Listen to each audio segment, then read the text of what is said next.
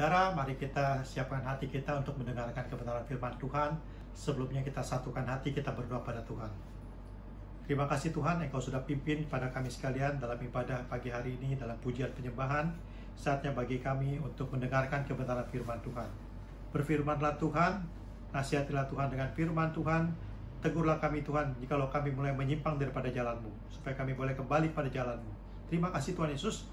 Mari Roh Kudus beracara dengan sebebas-bebasnya, menjangkau hati setiap kami, supaya kami sekalian boleh dibukakan pikiran kami untuk mendengarkan kebenaran firman Tuhan dan menerima kebenaran ini.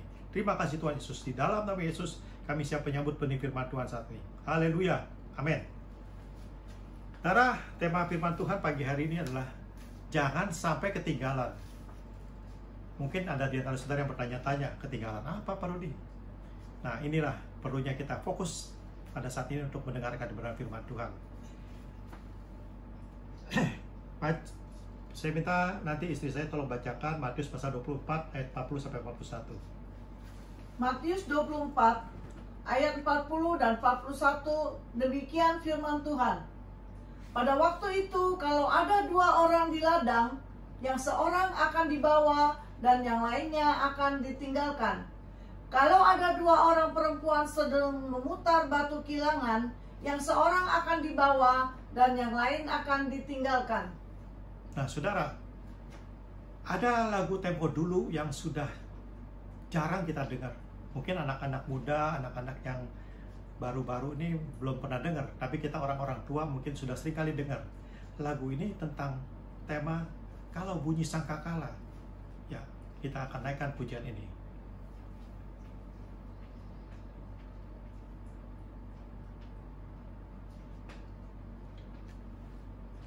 Kalau zaman ini lalu pada hari kiamat, kalau sangkakala Allah terdengar, kalau orang tebusannya berkeliling tahtanya, kalau namaku dipanggilku ada, kalau bunyi sangkakala, kalau bunyi sangkakala, kalau bunyi sangkakala, kalau bunyi sangkakala ku ada. Nah, saudara, itu lagu dulu, tapi itu boleh jadi rema bagi kita sekalian pagi hari ini. Kalau bunyi sangkakala, kita namanya udah ada apa belum? Nah, tadi dikatakan ada yang diangkat, ada yang dibawa, ada yang ditinggal. Kok begitu Pak Rudi? Kenapa sih? Emang Tuhan pilih kasih? Ada yang diangkat, ada yang ditinggal. Jawabannya adalah yang diangkat adalah orang-orang yang sudah siap. Tapi yang ditinggal adalah yang belum siap. Kita ingat dulu waktu anak-anak kita masih kecil, waktu masih sekolah, diantar mobil jemputan. Sekolahnya jam 7 pagi, tapi dijemput jam 6. Kalau jam 6 mobil jemputan itu datang, dan anak-anak belum siap, itu pasti ditinggal. Kenapa? Karena mobil jemputan itu akan pergi ke tempat-tempat lain untuk menjemput murid-murid yang lain. Nah, saudara, itu kan bisa kita atasi. Kita naik bajai, naik taksi, masih bisa kita atasi. Memang kalau kita ketinggalan kereta, masih bisa ada kereta berikutnya. Kalau kita ketinggalan pesawat, ada pesawat berikutnya. Tapi kalau ketinggalan waktu rapture atau pengangkatan, itu nggak ada rapture berikutnya. Cuman ada 2 pilihan. 2 pilihan yang akan kita alami bagi orang-orang yang tertinggal ini. Pilihan yang pertama, bisa kita baca nanti ayat Wahyu pasal 14 ayat yang ke-9 sampai ke-10. Wahyu 14 ayat 9 dan yang ke-10. Dan seorang malaikat lain, malaikat ketiga menyusul mereka dan berkata dengan suara nyaring, jikalau seorang menyembah binatang dan patungnya itu dan menerima tanda pada dahinya atau pada tangannya, maka ia akan minum dari anggur murka Allah yang disediakan tanpa campuran dalam cawan murkanya, dan ia akan disiksa dengan api dan belerang di depan mata malaikat-malaikat kudus dan di depan mata anak domba. Nah, saudara, itu pilihan yang pertama. Menyembah patung. Ini zaman antikris. Nanti kalau antikris berkuasa, dia akan dirikan patung yang besar. semua orang dari seluruh dunia ini harus menyembah patung. Nah, kalau udah menyembah patung, di jidatnya atau di tangannya ada tanda.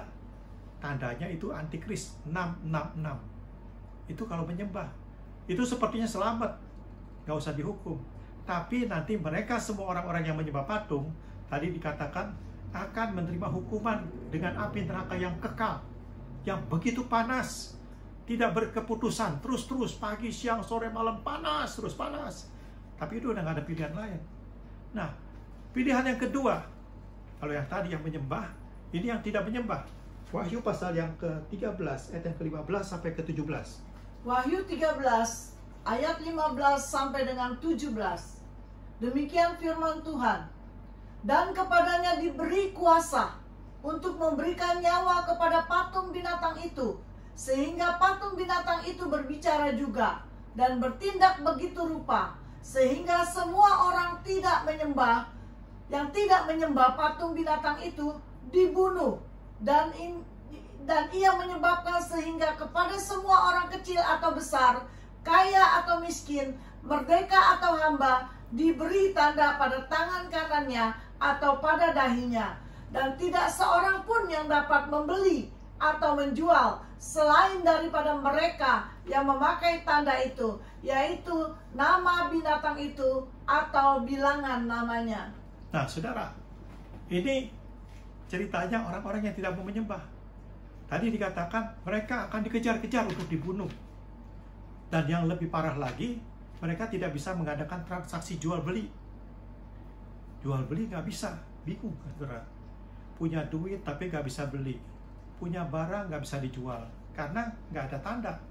Ya, nah mungkin saat ini kita mengalami masa-masa PSBB atau lockdown, ya istilahnya, ya udah berapa bulan nih, hampir 2-3 bulan ya. Nah masa itu antikris itu nggak 1 bulan, nggak 2 bulan, nggak 3 bulan, tetapi 3,5 tahun. Itu terdapat dalam Wahyu pasal yang ke-11 ayat yang ke-20, ayat yang ke-2b sampai yang ke-3. Wahyu 11 ayat yang ke-2b dan yang ke-3. Dan mereka akan menginjak-injak kota suci 42 bulan lamanya.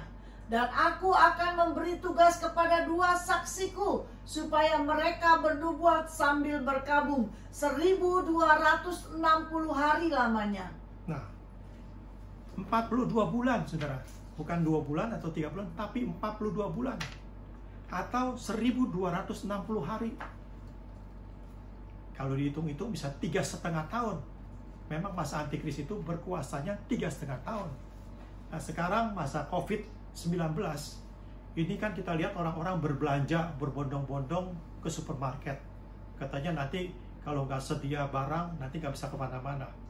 Nah mungkin ada di antara saudara yang mikir, oh kalau begitu Pak, kita nggak menyembah patung itu, kita stop dulu. Berapa lama? 3,5 tahun. Coba saudara kita hitung ya. Kita kan kebutuhan pokoknya apa saudara? Makan, minum kan? Kalau nggak makan, nggak minum seharian, mungkin nggak apa-apa. Tapi kalau berhari-hari, selama 3,5 tahun atau 1260 hari, coba hitung. Ini keluarga kecil nih, ya. Seperti saya di rumah tinggal bertiga, tadinya berlima. Tapi kan yang 2 udah berumah tangga, tinggal yang 1. Jadi sekarang cuma saya, istri, sama anak. 1 lagi, ya. Cuma bertiga. Itu 1 bulan kira-kira bisa menghabiskan beras 1 karung. Ya 1 karung, yang 25 kilo lah. Kita ngirit-ngirit gitu ya. Jadi kalau 1260 hari, itu harus berapa karung, saudara? Atau 42 bulan. Berarti 42, ambil kalkulator ya, saudara. 42 bulan dikali 1 karung, berarti 42 karung. 42 karung beras. Nah, kalau kita makan kan nggak cuma beras. Yang simple aja lah. Indomie lah. Indomie. Kalau kita bertiga sehari makan 3 kali, berarti sehari makan 9 bungkus. 1260 hari dikali 3 bungkus, berarti 9 bungkus. Itu 11.340. 11.340 kantong Indomie. Cuma nasi sama Indomie aja kayaknya kurang srek ya. Tambah telur lah. Tambah telur yang gampang. Itu tadi kita makan 3 kali kan? 3 orang kali 3 berarti 1 hari 9 telur. Berarti kalau 1.260 hari kali lagi, itu 11.340 butir telur. Tentunya kalau kita udah makan kan nggak harus minum dong. Kita nggak bisa makan begitu aja, kita mesti pakai minum. Nah, satu hari itu misalnya kita minum air galon, itu kalau biasa kita galonan di rumah, 1 galon itu bisa 3 hari lah. Berarti kalau 3 hari, 1.260 hari berarti diperlukan 420 galon. 420 galon aqua. Nah, kan tadi masak Indomie, masak nasi, masak telur kan mesti pakai api kan, pakai gas. 1 bulan di rumah perlu 1 tabung gas yang besar-besar itu, yang biru itu ya. Berarti kalau 42 bulan perlu 42 tabung gas. Bayangkan saudara, mau taruh di mana? 42 karung beras, 11.340 bungkus Indomie, 11.340 butir telur, 42 tabung gas, dan galon tadi, 42 tabung galon tadi. Lagi pula masanya kan nggak singkat, 3,5 tahun. Bisa saudara bayangkan, simpen beras selama 3,5 tahun. Pasti kalau waktu mau dibuka masih pertama masih bagus, tapi waktu berikutnya pasti udah banyak kutunya, nggak bisa dimakan saudara. Begitu juga Indominya. Ya, Indominya begitu dibuka udah expired, 3,5 tahun saudara, nggak bisa dipakai lagi. Nah, telur juga begitu, pasti ada yang pecah, ada yang busuk, nggak bisa kita pakai lagi. Nah saudara, itulah kesulitan-kesulitan yang terjadi pada orang yang ketinggalan.